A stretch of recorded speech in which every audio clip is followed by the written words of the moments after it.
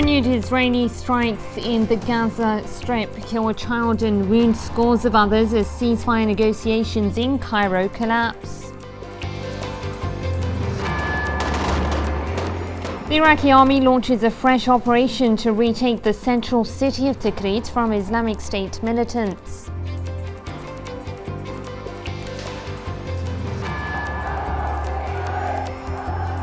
And hundreds of thousands of Yemenis staged mass protests in the capital Sana'a for a second straight day, calling for the government's ouster.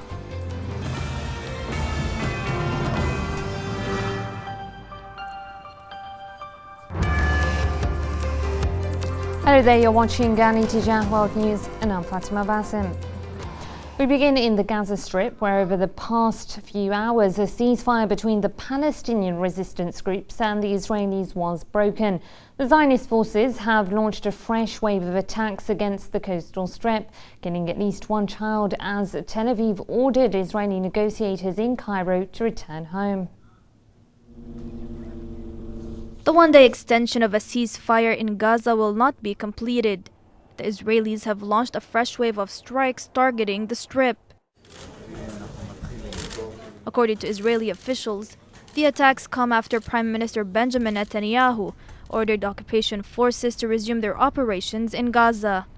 Shortly after, an Israeli airstrike hit an agricultural land in Beit Lahia in northern Gaza. Another 5 targets in the south of the Strip, as well as another 5 further north, were struck by the Israeli military. 1 Palestinian was killed in Gaza, while 5 others, including 2 children, were wounded in an attack on Rafah. This as thousands fled their homes in neighborhoods of eastern Gaza City. Civilians streamed out of Shuja'iyya, Zaytun, and Shafa neighborhoods and headed to UN schools for shelter.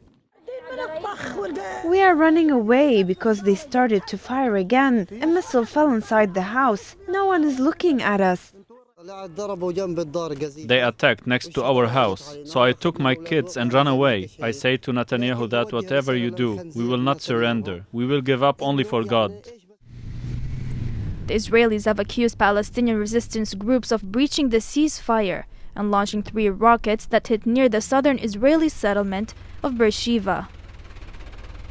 However, the Hamas spokesperson Sami Abu Zahra denied the allegations, stating that the group had no information about the rocket attacks. Meanwhile, Hamas's military wing, the Al-Qassam brigades, showed resilience in the face of Israeli threats and vowed to continue fighting until their demands are met. We are ready for all options. In peace, we make preparations, and at war, we use what we have ready and prepared. We will continue with this way until we gain all our rights. And this battle is only one step on the path towards victory and liberation. On the political front, Tel Aviv ordered its negotiating team to return back from the talks in Cairo, leaving the prospects of a negotiated settlement to the conflict in ruins. Palestinian negotiators, for their part, said that talks with the Israelis were complicated and difficult. Up until this moment, there is no progress and the situation is getting more complicated. We have presented the Palestinian delegation's final position to our Egyptian brothers approximately 2 hours ago. We are waiting for the final answer regarding the final position that we have presented. The Israeli delegation up until now is trying to force what they want. And maybe you have followed the statements of the Israeli Prime Minister. This is impossible to accept as Palestinians.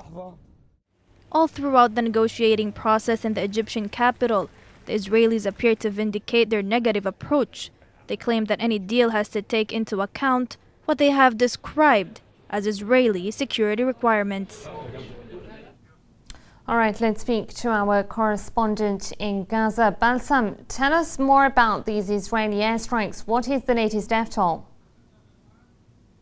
Yes, the latest death toll from the Israeli airstrikes so far are 3 Palestinians killed. 2 of them are actually children. One of these children is a 1-year-old girl who was killed in the Dalu family massacre that was committed about an hour and a half ago by the Israeli warplanes as they launched 5 missiles towards the 3-story home of Al-Dalu family in Sheikh Radwan neighborhood. The family was not warned by the Israelis that they were going to strike their home, which led to a large number of casualties among civilians who were living inside this house. A woman and a child died, and more than 20 other Palestinians were injured at the strike. Also, another strike had hit an ambulance that was in the area of Deir al-Balah today, and led to the injury of 2 paramedics in that strike. Another severe strike had hit the area of Rafah, leading to the injury of more than 8 Palestinians, and 1 child girl died in that strike. So far, 3 Palestinians have been killed today by the Israeli airstrikes, and more than 50 others wounded. 4 of them considered critically wounded and actually expected to pass away any minute now. Their injuries are so severe that the hospital are saying that they are kept on machines to help them breathe. Also, other airstrikes hit agricultural areas, residential buildings. The Israeli naval boats as well pounded the Gaza City with random shelling and bombing towards homes and residential buildings in the area, in the central, actually, area of Gaza City. All right, Bassam, thank you for those updates. Now, to discuss this situation further, we are now joined by Dan Poulton. He is a writer from London, and Kenneth O'Keefe, a political activist, also joining us from London. Now, I'd like to start with you, Dan. Fighting has resumed between both sides. Where does this put the prospects of a long-lasting agreement? Well, I mean, I think that we have a situation where there are raised stakes on either side. On the one hand, you've got the outrageous demands that the Israeli side are putting, that what they describe as the demilitarization of Gaza. What they mean really by that is they want a space to occupy Gaza, to turn Gaza into sections of the West Bank, which are under occupation. That's on one side. But on the other side, you've seen actually significant, despite the horrific death toll on the Palestinian side, we've seen significant military failures on the side of the Israelis. That they didn't expect the resistance to be so tough. They expected to smash and crush resistance. That hasn't happened. And actually, the Palestinian side is saying we want to lift the 8-year-long siege of Gaza. We want to actually end the blockade. This is stakes raised on either side. Clearly, the Israelis are worried that they might have to make some concessions. That we've heard about an easing of the blockade and that sort of thing. And this is part of a wider picture of an isolation of Israel we haven't seen for a long time, with actually public opinion turning against the Israeli side. Yes, Kenneth, I'd like to get your thoughts on this. Now, Hamas are saying the chances of a durable ceasefire are evaporating, but it really calls into question whether there was a chance at these talks succeeding to begin with. Well, I firmly believe that very similar to the case with South Africa, and also the same kind of situation with the British Empire in Ireland, that eventually it is simply not going to be up to the Israelis. It wasn't up to the apartheid regime to give up power. It wasn't up to the British Empire to let go control of Ireland. And it won't be up to the Israelis to give up control of Palestine either. But I don't know if now is the time, but I do believe that if the Palestinians have the ability to remain in this massacre chamber of Gaza and ride it out, that they will in fact get their demands fulfilled and the blockade will end. I don't believe there's any future for the blockade. It's not a matter of when. It's not a matter of if, it's a matter of when it will end. And I believe it'll be soon. Dan, do you think that the Palestinian resistance can sustain the fighting any longer?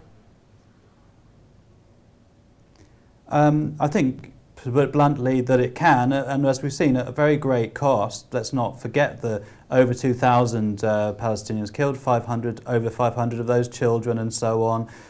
Very, very great toll. But what Israel wanted to happen, which was to crush and demoralize the Gaza and the Palestinians. That hasn't happened, actually. We've seen a much more tactically advanced strategy deployed by the resistance in Palestine. And as your other commentator says, that there's a matter, to extent there's a matter of the tides of change are not, it doesn't look like they're on the side of the Israelis in terms of the status quo, and that's because of a combination of the fantastically brave and resilient resistance that the Palestinians have shown, but also the massive upsurge of international support. We had 150,000 people on the streets in London protesting, defending the Gazans and protesting against the British support. We've seen 200,000 in Cape Town. Your correspondent mentioned the parallels with ending apartheid. So ordinary people, public opinion, world opinion can actually shape things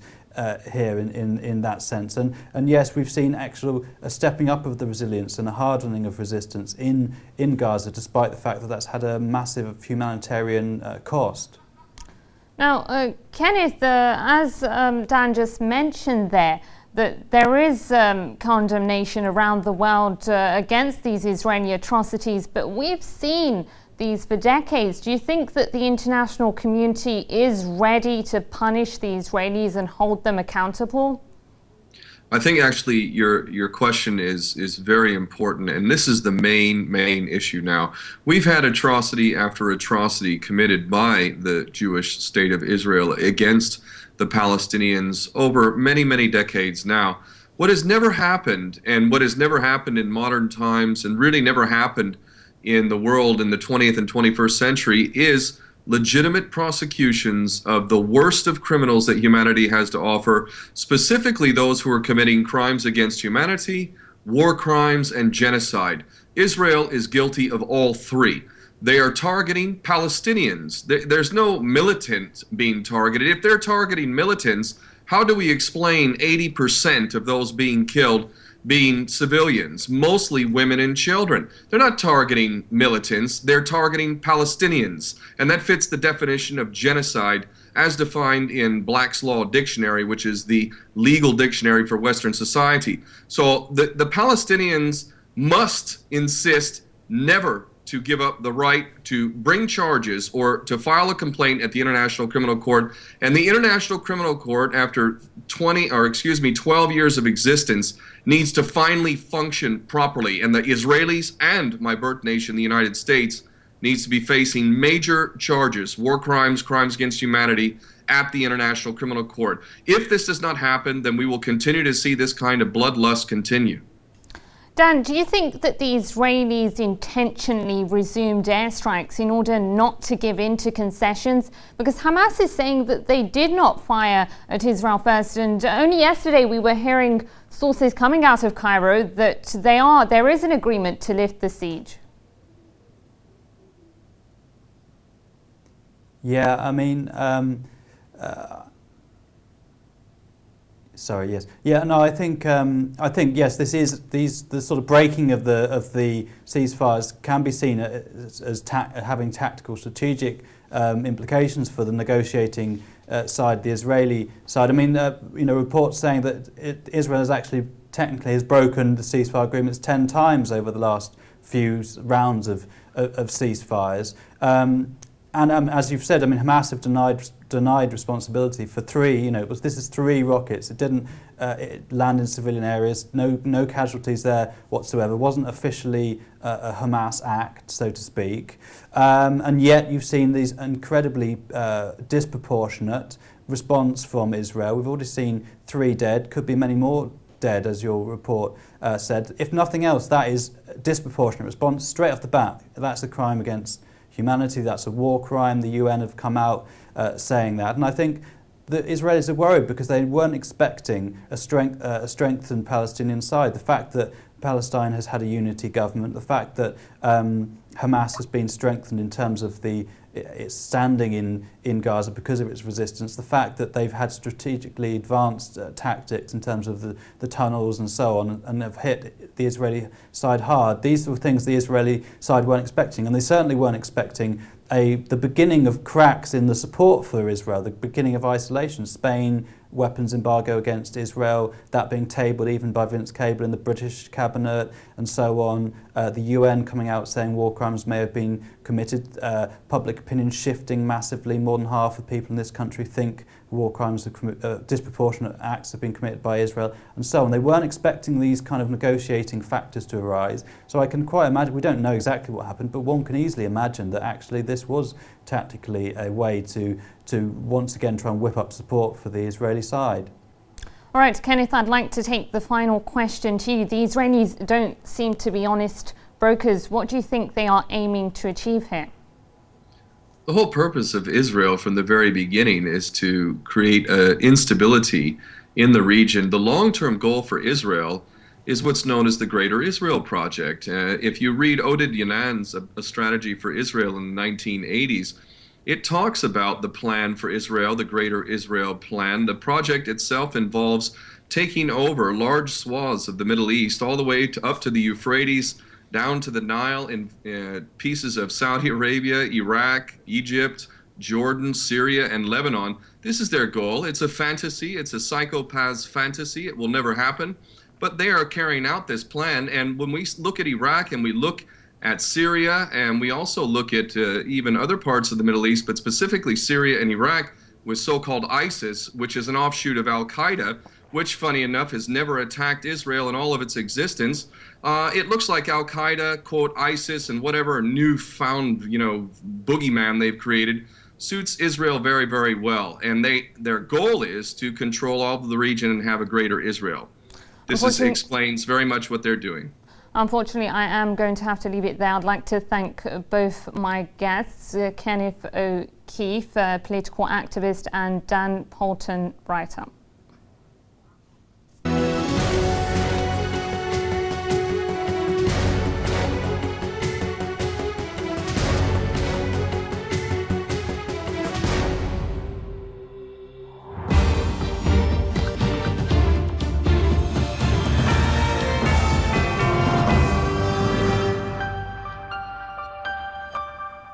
Iraqi troops backed by self-defense forces have launched a major offensive against Islamic State militants to retake the central city of Tikrit. This as US President Barack Obama signaled that Washington's campaign against the extremist group will be a long-term commitment.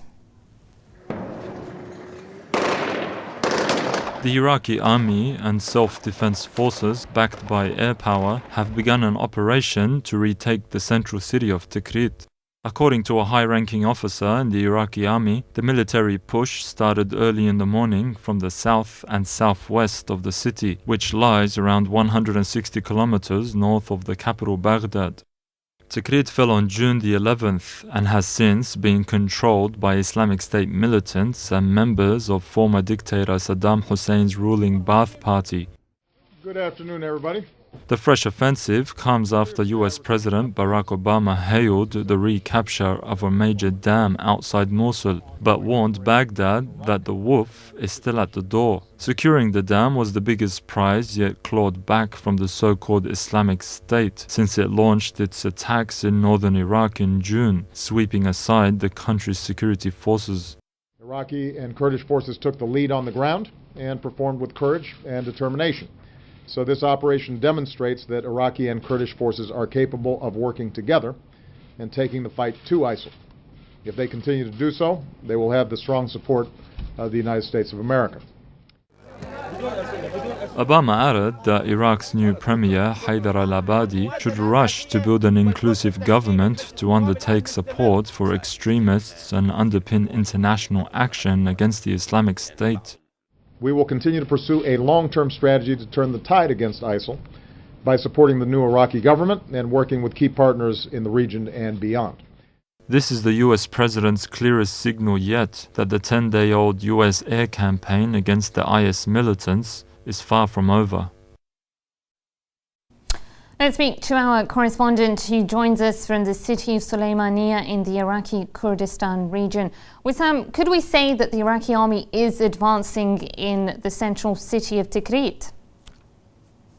In fact, the Iraqi army has already controlled all the outskirts and the surrounding towns and villages of the city of Tikrit. But according to the Defense Ministry and the high-ranking security officials who have agreed that the militants in the city of Salah ad-Din have strengthened their strongholds over there, and they have deployed more militants in and around the city of Salah ad-Din to prevent and to contain any advances made by the joint operations, which includes the Iraqi army and the Peshmerga and the elite forces, which actually have been deployed by the order of the defense minister. The Iraqi forces today are controlling all the territories around the city of Salah ad-Din, and they are, as I mentioned before, have launched multiple military operations from different directions to control the situation and to contain any spillover of the militants, as according to the orders of the top security leaders to the Iraqi soldiers, and the Peshmerga is killing the militants on sight, and if they decided to surround, they have to be captured and they have to be immediately transferred to the Iraqi capital Baghdad or to Erbil to conduct the investigation and the interrogation with the captured soldiers or militants, according to, yes. And has fighting re-erupted near the dam in Mosul since it was retaken by Iraqi forces? The Iraqi Defense Ministry stated that the Iraqi elite force, joined by the Iraqi army and supported by the Peshmerga, has launched a wide range of military operations, especially the airstrikes, which were conducted by the Iraqi Air Force, have actually prevented any kind of counterattacks made by the militants. And as we talk, the Iraqi security forces, represented by the presence of the Peshmerga, Iraqi elite force, and the Iraqi army, are containing counterattacks over there, and they have strengthened their strongholds over there inside the dam. And they have stated that the Iraqi government is imposing its full control in the dam, and they are actually started to plan and to deploy more troops as a preparation to make more advances in the territories of Mosul, as they have actually stated that most of the villages and towns nearby the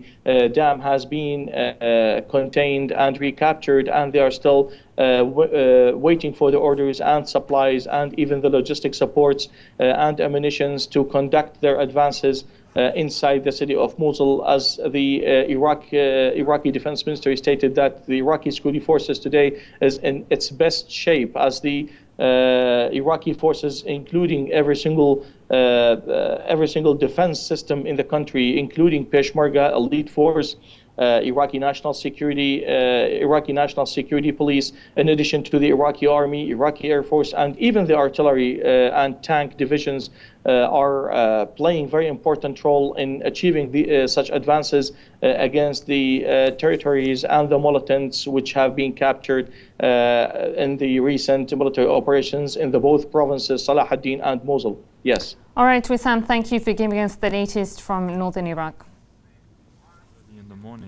Staying in Iraq, where the UN Refugee Agency said it was poised to mount a massive aid operation for 500,000 Iraqis driven from their homes by Islamic State militants.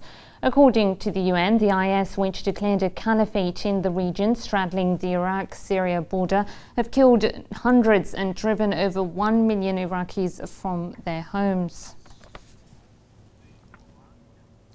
Well, as hundreds of thousands fled the militant offensive in northwestern Iraq, children have been forced to pay a high price. The youngsters displaced by the conflict are now facing a daily struggle to survive. In a dusty, ill-equipped village on the outskirts of Iraq's Duhok, a group of young children carry food for their families. Some 24,000 displaced Iraqis have taken refuge in the village of Sharia after the ongoing fighting in the country pushed the number of displaced to over 500,000. But those struggling the most are children, overwhelmed by their ordeal, which has left them hungry and homeless.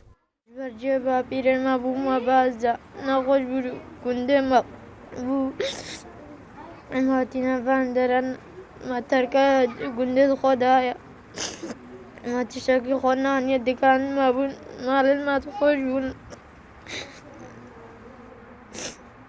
ما نافيا مقتين فاندر ما نجلك هونا أفونا خوارها وما تشتغنوا خنجم مسامد ويدربون مامو أو ما هم ويدربون خنجم هاتن أم تشتغنوا غيان كلام قصرا بدي إن ما بريبا هم ساقط كتن آبنابو أمنيته قلقي شوا دريكا كي يار سيادا آب خوار ما من ومدور مانو مالين ما مدور ما تركا مقدام ماتك ما تركا مال قدام ما تركا بابو بيرو قدام ماتك ما مال خابو دور هلا. As militants continue to wreak havoc across parts of Iraq, children like these will face a daily struggle to survive over a conflict, the reasons for which they cannot even begin to understand.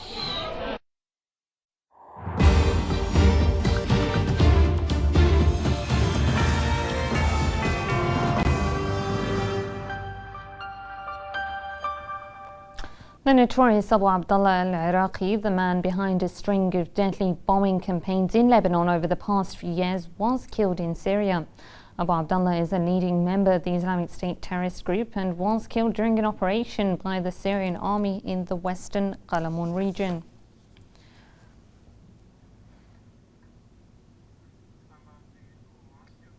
Infuriated by austerity on fuel subsidies, Yemenis heeded the calls by Houthi leader Sayyid Abdul Malik al-Houthi and took the streets of the capital Sana'a and other cities for the second straight day, demanding the resignation of the inept and corrupt government.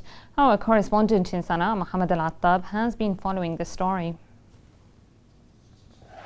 For the second consecutive day, hundreds of thousands of Yemeni demonstrators took to the streets of the capital, Sana'a, in a continuation of escalatory revolutionary steps announced by Houthi leader Sayyid Abdul Malik al-Houthi. Camps have been set up on the outskirts of Sana'a in the event that demonstrators' demands are not met by the government before the Friday ultimatum deadline.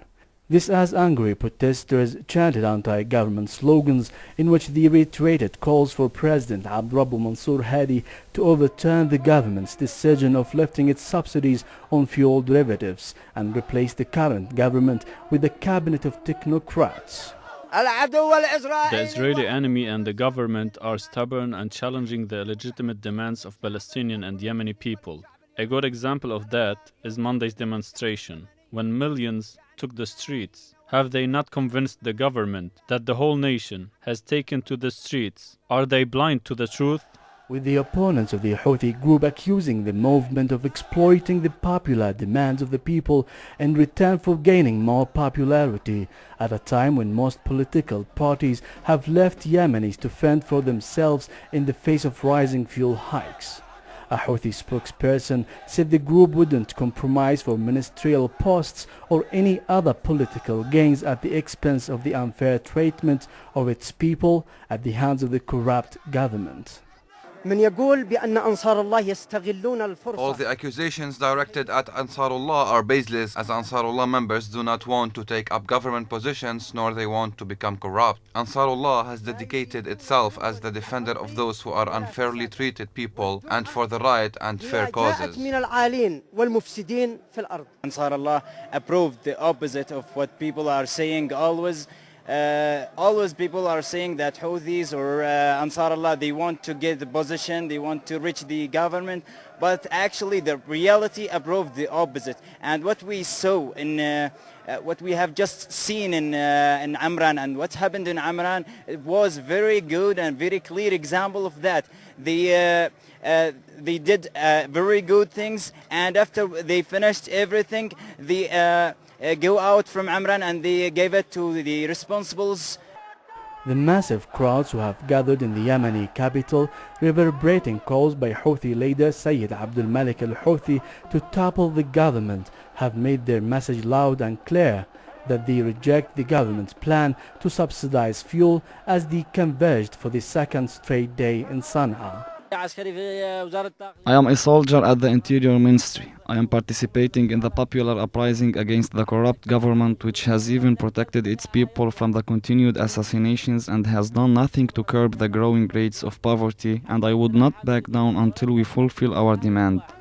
Yemen is one of the poorest nations in the Arab world, where a third of the 25 million strong population lives on less than $2 a day. The fuel price hike is only the tip of the iceberg of grievances carried by an endless sea of protesters. In addition to widespread corruption among politicians, there is the presence of the world's most dangerous Al-Qaeda offshoot in much of its lawless regions. Yemen also faces a secessionist movement in the south, adding more tension to an already deep crisis.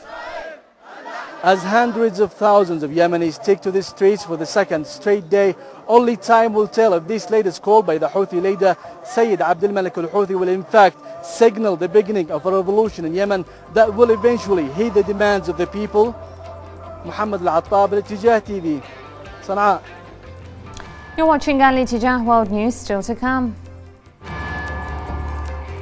Kiev's troops push deeper into rebel strongholds in eastern Ukraine, leaving a trail of death and destruction along the way.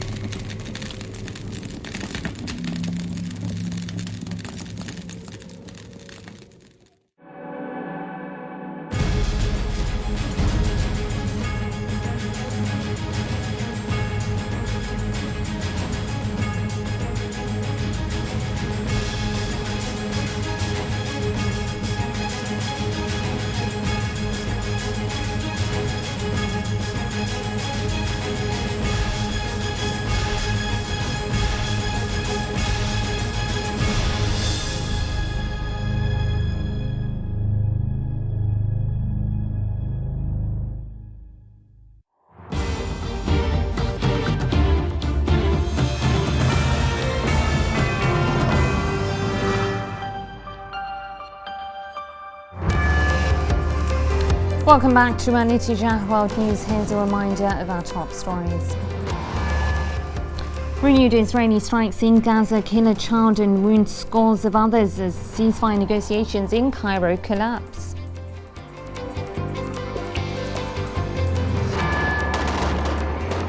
The Iraqi army launches a fresh operation to retake the central city of Tikrit from Islamic State militants.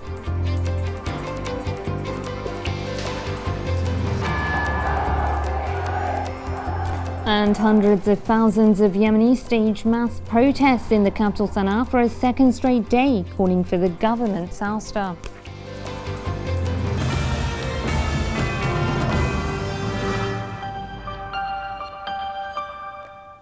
A Kurdish protester was shot dead and 2 others were wounded during violent clashes with the Turkish security forces. Clashes erupted when Turkey's police attempted to dismantle the statue of Mahsum Korkmaz, the founder of the banned Kurdistan Workers' Party. Protesters gathered in the southeast of the country to prevent the security forces from reaching the statue. The police responded by firing live ammunition into the crowd. Afghan President Hamid Karzai has called on the country's 2 presidential candidates to end their dispute over the result of the June presidential runoff vote. Karzai expressed hope that the 2 men vying to succeed him, former Foreign Minister Abdullah Abdullah and former Finance Minister Ashraf Ghani Ahmadzai, will reach an agreement and save Afghanistan from further violence and economic decline. We hope that the Afghan election results will be announced soon. The Afghan nation is waiting impatiently, and both of my brothers, Abdullah and Ashraf Ghani, have reached some agreements. We hope their agreements will reach a conclusion in order to have an Afghanistan where all of our people can gather and serve their country.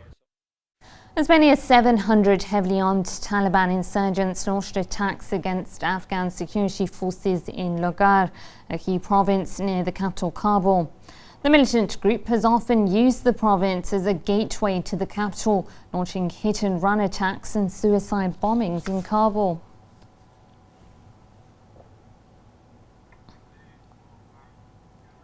Tens of thousands of opposition supporters are set to march into the government zone of the Pakistani capital. The rallies are piling more pressure on Prime Minister Nawaz Sharif to resign after less than a year in office. The Pakistani capital, Islamabad, braced itself for a day of violence ahead of a mass march onto a heavily fortified area of the city. In a high-stakes bid to depose the government, opposition politician Imran Khan pledged to lead his supporters in a march onto the city's so-called red zone. Adding to the already heated political atmosphere, populist cleric Tahir ul-Qadri has led his own protest in the capital at the same time, also seeking to topple the government. For its part, Islamabad responded by saying that Khan and Qadri are free to demonstrate peacefully, but will not be permitted to enter the capital's heavy-guarded government district. The government has decided to hand over the security of the red zone of Islamabad to the army. Its formal requisition has been sent. The enforcement on this will start in the next 2 or 3 hours. But despite the barbed wire and barricades guarded by thousands of police officers and army rangers, Khan's supporters appear undeterred. Whatever Imran Khan is doing, he is doing it for the people and for our future. He is not doing this protest for anyone else or for himself.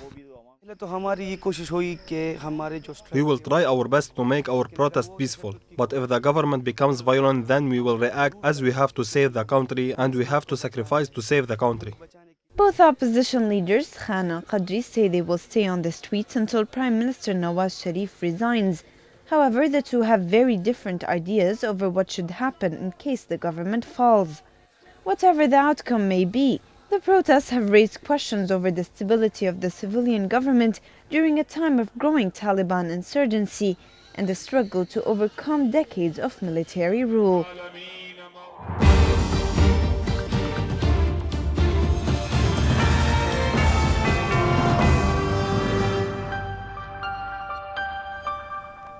Heavy fighting is continuing across eastern Ukraine as troops loyal to Kiev pushed further into the rebel stronghold city of Luhansk. The advances, which have come at a high price for residents in the area, mark a major victory for the Ukrainian government.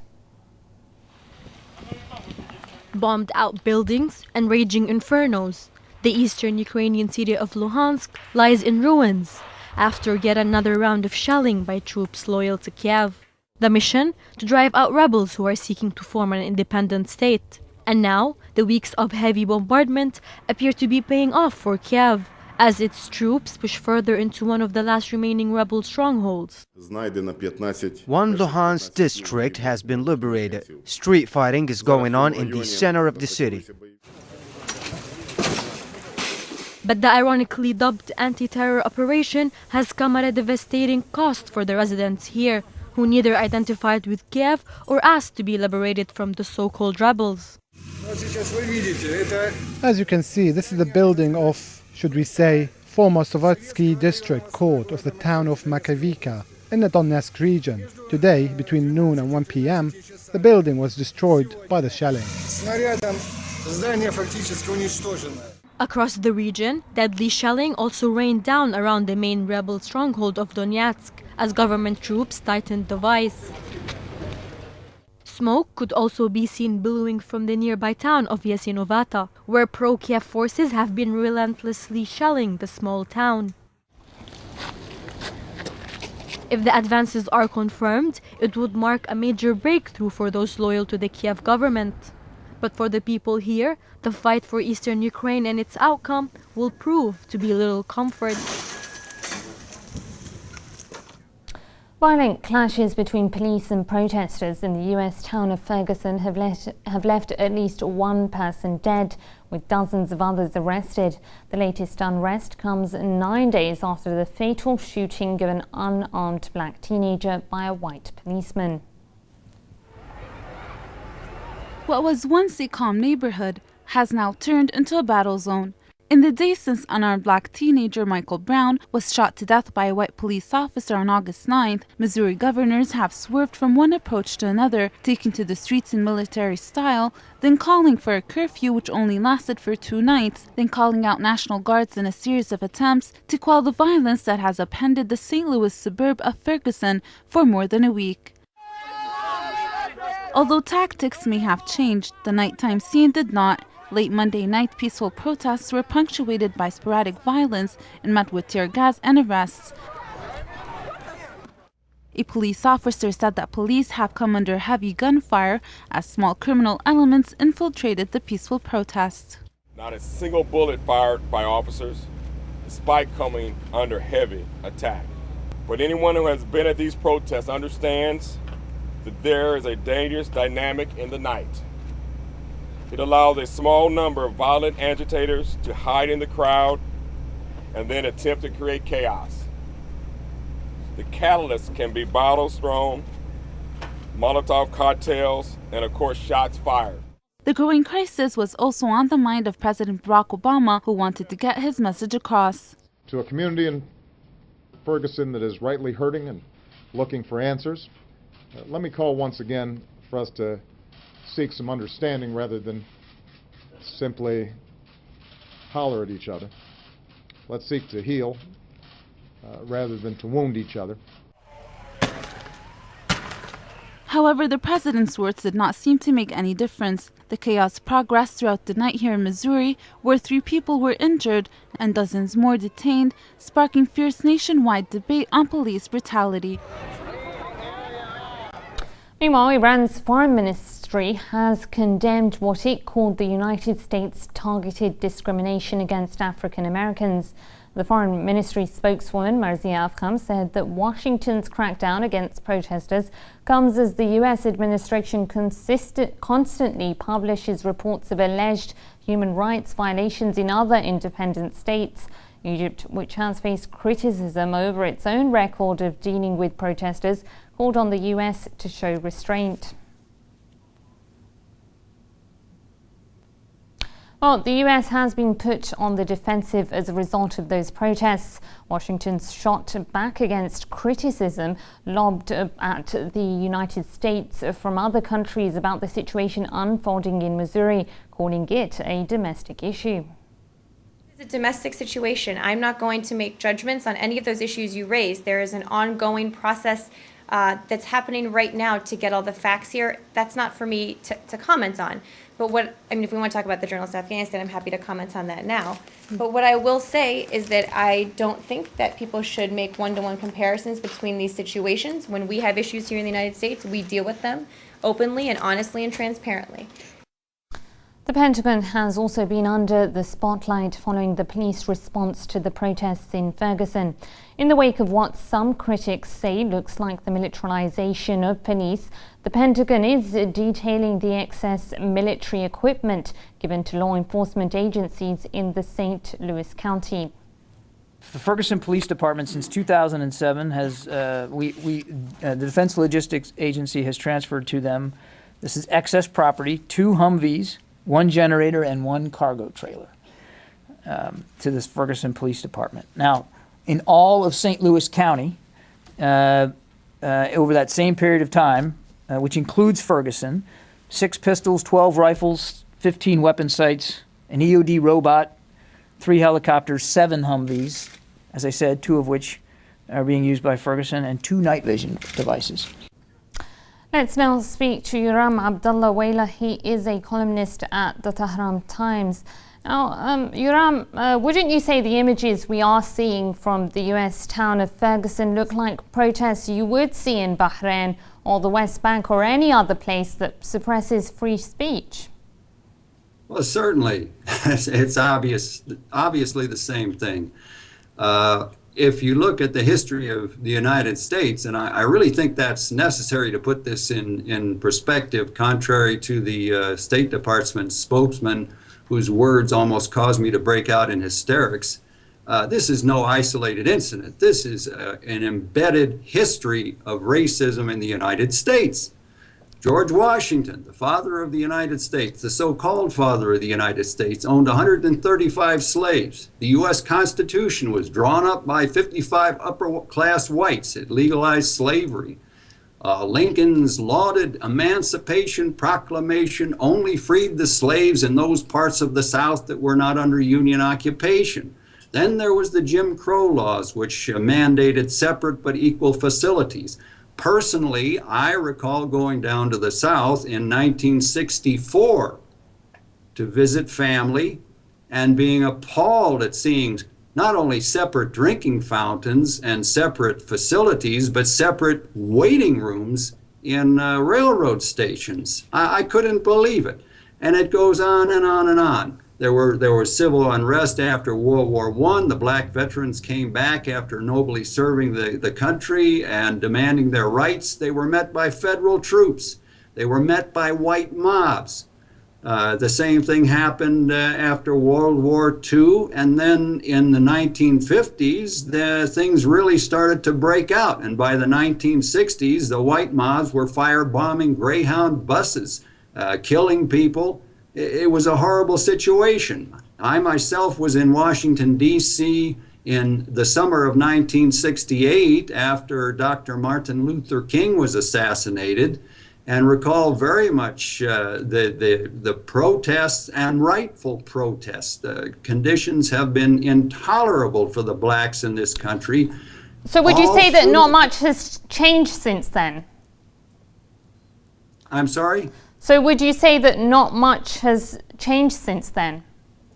The only change has been a subtle change from overt slavery to covert slavery. It's become an economic issue, and I believe Dr. Randy Short was correct when he said last night in an interview that what you really have here is a targeted genocide against black people in this country.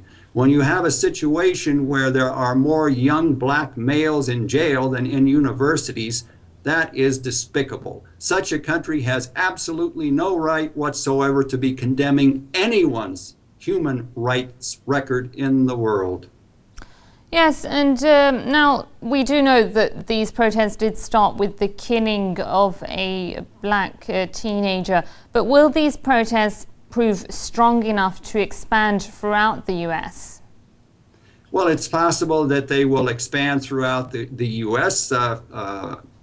I would hope that we would get some action, but unfortunately the virus of racism is so deeply embedded in the American psyche that I'm not sure that this will regrettably do much good. Perhaps there will be some more incremental progress, as there was after all of the valiant efforts in the 1950s and 1960s, but that remains to be seen. All right, columnist at the Tehran Times, Yoram Abdallah Wela, thank you for speaking to Ali Tijah. Thank you for having me. Here's a reminder of our top stories. Renewed Israeli strikes in Gaza kill a child and wound scores of others as ceasefire negotiations in Cairo collapse.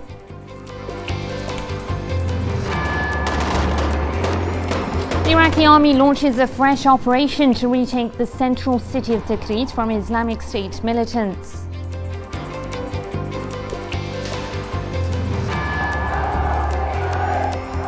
And hundreds of thousands of Yemenis stage mass protests in the capital Sana'a for a second straight day, calling for the government's ouster.